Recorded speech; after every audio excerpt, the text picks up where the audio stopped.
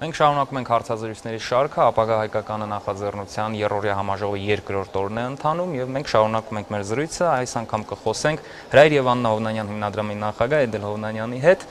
First of all, let me ask you what are your impressions, because this is some sort of the zip version of all Armenians. Yes.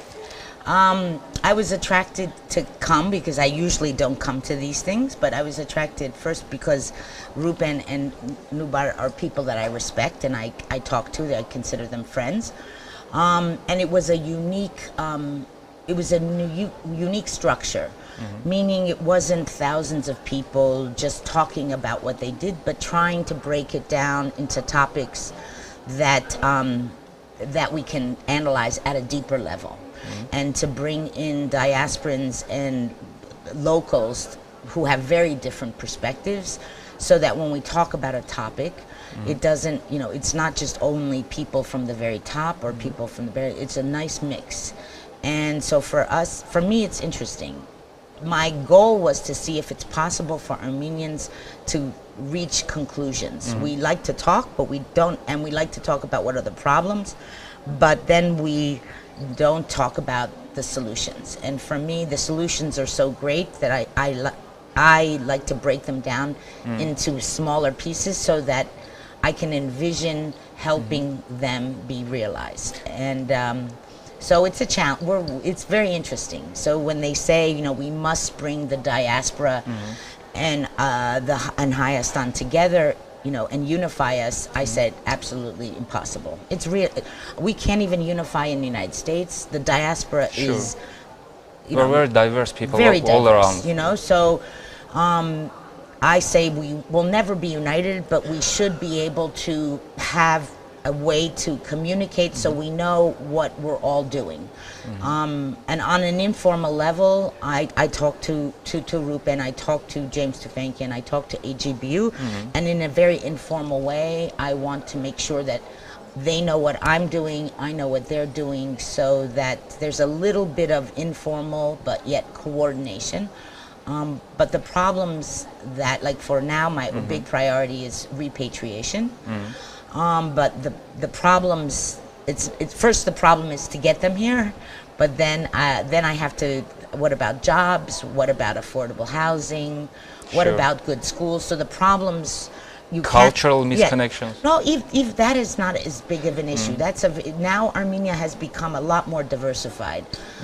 There's not a lot of Spirk here, but there's enough that you feel after the Syrians and Lebanese came, there is it's less Soviet Armenian, it's at least there's layers here. So I'm not worried about that. That's a very soft problem, but the hard problems are so large that without working with the government, which I usually don't do, but without working with the government, these problems are not solvable. So civil society cannot problem these fundamental problems. We need government. Yes, yes. So, you know, I mean, I'm doing a project now to irrigate the entire region of Tavuch, which is like 25,000 hectares. And for that, I knew I had to work with the government. And so we're working together and co-financing it so that we can, you know, deal with it. But infrastructure, buildings are easy. Changing the educational system, changing the healthcare system, changing, you know, the job market, those are big challenges. And I like to solve problems, but sometimes in Armenia the problems are so large, and they're not problems you can just solve with money. So if they were just money, it would be easy. But so we are talking about our diversity and what we can in general learn from Americans, from American culture. It's that we can make diversity work for us, not against us. So is it possible to do something like that for Armenians? Well,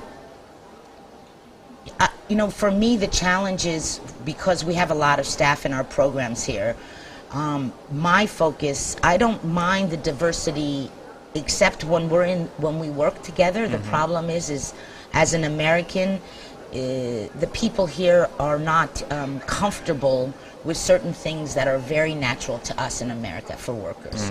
Time management is absolutely, from your very first job in America, you learn about deadlines and priorities. So we find that those are issues that we need to train every single person. And also critical analysis. In America, we're very comfortable talking to our boss about what we did wrong and how to fix it. And it's so for me, the challenges come that diasporans need to be prepared to understand that there are certain things that they just can't just say, well, okay, mezi besche, chen haskanan mezi, but sort of it's you know, that you have to adapt. And so, you know, you have to communicate. And so for us, just very important to be able to stop the diaspora from just using the excuse for darpering as a for bajare for you know medzrakir chinemho. So we have to. My job and James's job and Rupen's job and Nubar's job is to take the time to say yes, they are different as Armenians, as workers, okay, whatever. And find a way to find that compromise. And what are the things that we can share that we learned in our foreign country and bring it here for Հայաստանի մագարտակը բարձրացնենք միասին instead of just expecting that they will learn it naturally. Sure. You know, so there's still a little bit of the post-Soviet way of thinking. It's changing. It is absolutely changing, but it's one person at a time has to just focus on making those changes. And last question, can we define the scope of right and healthy interconnection between diaspora and Armenia? I mean, how can we work together? What is Armenia for diaspora? I don't know if we'll ever be able to work together on a large scale, but at least we need to learn, we need to create.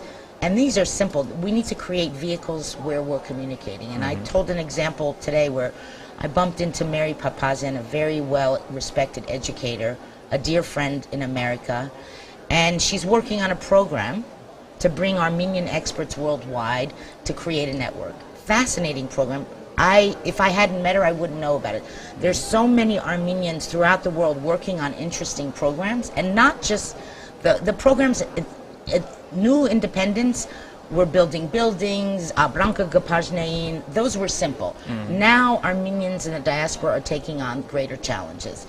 And creating this worldwide network of experts is very interesting. But how is it that someone like me, who's involved in Armenian things all the time, didn't know about it? So the first thing is, before we even can think about working together, is how do we at least create the communication network so we all know what we're doing? I mean, right now, unless I pick up the phone and talk to the AGBU, I don't know what region and what projects they're doing in Hayastan. No. There's no easy way for us to figure that out. So sometimes we step on each other's toes. Sometimes, you know, we do too much in one area and then we ignore another topic in Armenia. So at least, and I think that that's something that the government and the diaspora needs to work together to create at least the network for to be able to communicate. So we know what we're doing. Maybe after that, then we can create collaborations and partnerships. So this is the first step. Yes, I think the first step is at least we don't even know. We don't even know. And also Armenians here and in Dispurk are very suspicious. You know, badrastենք թակավորը լանք, բայց, you know, միասին աշխատենք մի քիչ դժվար է. So it's difficult. So for me, I know we want to solve all the problems, and some of the questions today are very big. I mean, just the topic of Eastern Armenian versus Western Armenian is huge. I choose to do all my programs in Eastern Armenian, որ Հայաստանը այդ է մեր լեզուն. Բայց շատ սպյուրքահայերը չխայնացած են, որ ես մորցա մեր բադմագան, իրենց համար բադմագան հայերենը արևմտյան հայերեն է. So there's problems we'll never be able to solve. And I'm okay with that. Thank you very much for interesting talks. Thank you. Thank you. Thank you.